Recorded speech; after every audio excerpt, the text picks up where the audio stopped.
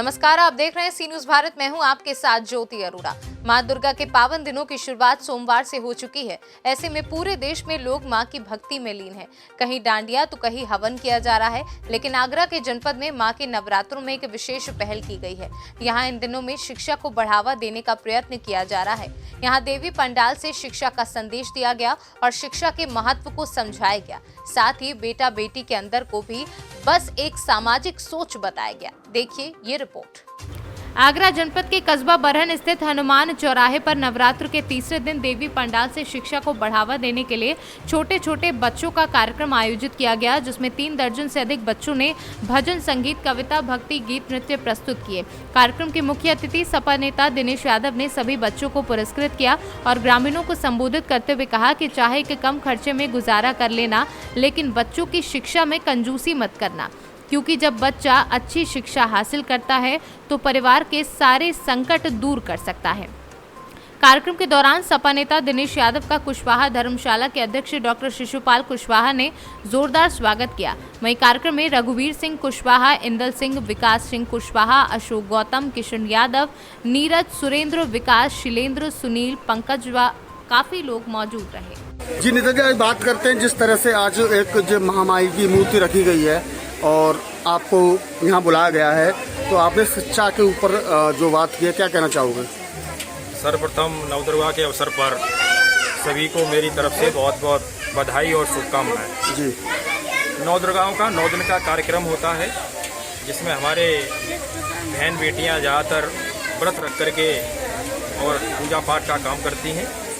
आज एक नई परंपरा बरहन में मुकेश कुशवाहा जी द्वारा डाली गई है कि ऐसे कार्यक्रमों के साथ साथ इन कार्यक्रमों में शिक्षा का भी प्रचार प्रसार किया जाए। जी बिल्कुल। क्योंकि ग्रामीण क्षेत्रों की जो शिक्षा है वो बहुत निम्न स्तर की शिक्षा है। जी, आज हमें यहाँ बोलने का अवसर दिया मुकेश जी ने, और हमने लोगों से सिर्फ यही अपील की है कि अगर जीवन में तरक्की करनी है, जीवन में अगर उन्नति करनी है, तो सबसे पहले अपने बच्चों को उच्च शिक्षा दिलवाइए। बिल्कुल। उच्च शिक्षा प्राप्त करने वाले बच्चे निश्चित रूप से सरकारी नौकरी में जाएंगे, और सरकारी नौकरी में नहीं जा पाएंगे तो प्राइवेट स्तर पर भी बड़े स्तर पर वो नौकरी करेंगे, जिसकी जो आमदनी होगी, जिससे वेतन मिलेगा, निश्चित रूप से पूरे परिवार का पालन पोषण होगा और तरक्की का रास्ता शिक्षा से ही खुलेगा। बिल्कुल। डॉक्टर भीमराव अम्बेडकर जी ने कहा था कि शिक्षित बनो, संगठित रहो और संघर्ष करो, और उन्होंने कहा था कि शिक्षा वो शेरनी का दूध है, जो उसको पिएगा वो दहाड़ेगा। तो मैं डॉक्टर भीमराव अम्बेडकर जी को नमन करते हुए मैं उनको अपना आदर्श मानता हूँ, और डॉक्टर भीमराव अम्बेडकर जी द्वारा हमें जो अधिकार और हक दिए गए हैं संविधान में, उनका सम्मान करते हुए मैं लोगों से एक ही अपील करता हूँ कि अपने बच्चों को उच्च शिक्षा दिलाइए। IIT में भेजिए, मेडिकल में भेजिए। IIT में भेजना है तो आप मैथमेटिक्स, फिजिक्स और केमिस्ट्री आपकी अच्छी होनी चाहिए।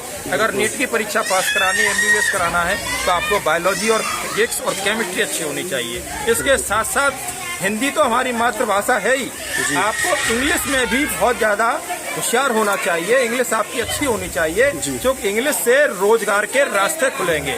आप कहीं भी चले जाइए, किसी कंपनी में चले जाइए, किसी ऑफिस में चले जाइए, इंग्लिश का बहुत बड़ा महत्व है। इसलिए मेरी दलित, पिछड़े, गरीब, किसान, मजदूर, शोषित, वंचित सभी लोगों से बस एक ही आग्रह है कि अगर उन्नति करनी है, जीवन में अगर खुशहाली लानी है, तो केवल शिक्षा ही ला सकती है। इसके अलावा दूसरा कोई चारा है नहीं। जी नेता जी, बात करेंगे, नेता तो बहुत आते हैं लोगों के बीच में, लेकिन शिक्षा के ऊपर आज पहली बार आपने जो भाषण दिया है, क्या कहना चाहोगे? मैंने शिक्षा पर पहली बार नहीं दिया है, मैं शिक्षा पर लगातार बोलता रहता हूँ।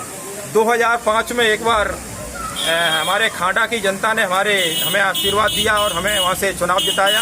हालांकि वहाँ से मेरी पत्नी ग्राम प्रधान बनी थी। बिल्कुल। ग्राम खांडा की शिक्षा बहुत खराब थी। बिल्कुल। तो 2005 में मैंने प्रयास करके अध्यक्ष जिला पंचायत जी से, सरकार से प्रयास करके मैंने अपने गांव खांडा में 5 प्राथमिक विद्यालय, 2 जूनियर हाई स्कूल और 1 राजकीय हाई स्कूल का निर्माण करा करके जो गांव खांडा की पिछड़ी हुई जो शिक्षा थी, उस शिक्षा में काफी हद तक सुधार करने का मैंने काम किया है। मैंने हमेशा शिक्षा को बढ़ावा दिया है, क्योंकि शिक्षा एक ऐसी है, ये न जाति देखती है न धर्म देखती है, जो पढ़ेगा वही आगे बढ़ेगा। जानना चाहेंगे, आपने सब कुछ लुटा दिया शिक्षा के ऊपर, अपने बच्चों को पढ़ाने, क्या कहना चाहोगे?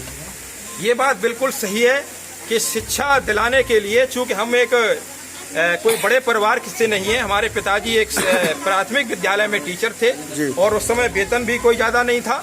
हम 2 भाई थे, 4 बच्चे हैं, लेकिन हमने प्रण ले लिया था कि बच्चों को अच्छी शिक्षा दिलवाएंगे और बच्चों को अच्छी शिक्षा दिलवाने के चक्कर में हमारी ज़मीन भी बिक गई थी। हमारे पिताजी ने अपने नाम में जितनी ज़मीन थी वो सारी ज़मीन बेच दी थी, लेकिन अपने नातियों को, हमारे बच्चों को और पिताजी के नाती हुए नाती और नातनियों को, 2 नाती हैं उनके, 2 नातनी, हमारे मतलब 4 बच्चे हैं, चारों बच्चों को उच्च शिक्षा दिलवाई है, जिसमें से एक बेटी आज MBBS कर रही है, एक बेटा IIT दिल्ली में है और एक बेटा IIT रुड़की में है, चौथी बेटी आज नीट की तैयारी कर रही है। कहने का मतलब है कि बच्चे जब पढ़ जाएंगे तो जमीन तो फिर भी खरीद लेंगे, मकान बना लेंगे, अच्छी सी गाड़ी ले लेंगे। आज गाड़ी पुरानी हो गई है, तमाम लोग हमसे ये कहते हैं कि नेताजी गाड़ी बदल लो, गाड़ी पुरानी हो गई है। हम कहते हैं भैया पैसे का इंतजाम नहीं है, जब पैसे का इंतजाम हो जाएगा तो गाड़ी भी नहीं ले लेंगे। नहीं नेताजी, हम जानना चाहते हैं, जनता ये कहती थी कि इनके पास कुछ नहीं, सब कुछ इन्होंने बेच के ये कहाँ से अब आगे बढ़ेंगे, क्या कहना चाहोगे? ये भी बिल्कुल सही है।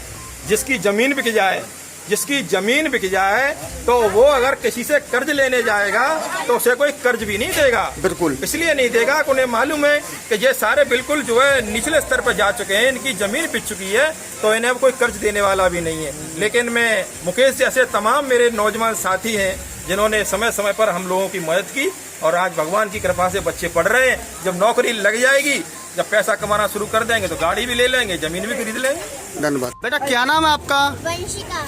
वंशिका, आज जो बहन जो चौराहा है यहाँ पे जो कार्यक्रम हुआ, आपने क्या प्रस्तुति की गई थी? मैंने गाना गाया, मैंने इंग्लिश प्रेयर बोली और डांस किया। कैसा लगा आपको? मुझे अच्छा लगा। अच्छा, आज आपको किसी ने सम्मानित किया? हाँ। किन्होंने किया? नेताजी ने। श्री दिनेश यादव। श्री दिनेश यादव। उन्होंने आपको सम्मानित किया। हाँ। पढ़ाई को लेकर क्या कहा उन्होंने? ज्यादा पढ़ो और अच्छी शिक्षा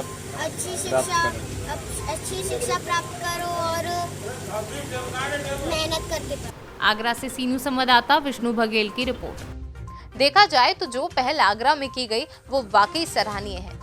पर्व में भी अगर अवसर मिल जाए तो फिर क्या ही कहना। माँ के पंडालों में भक्ति के साथ साथ अगर ज्ञान की धारा भी बहने लगे तो वाकई नवरात्रि को मनाना सार्थक हो जाएगा। फिलहाल इस खास खबर में बस इतना ही। देश और दुनिया की बाकी खबरों के लिए आप देखते रहिए सी न्यूज़ भारत।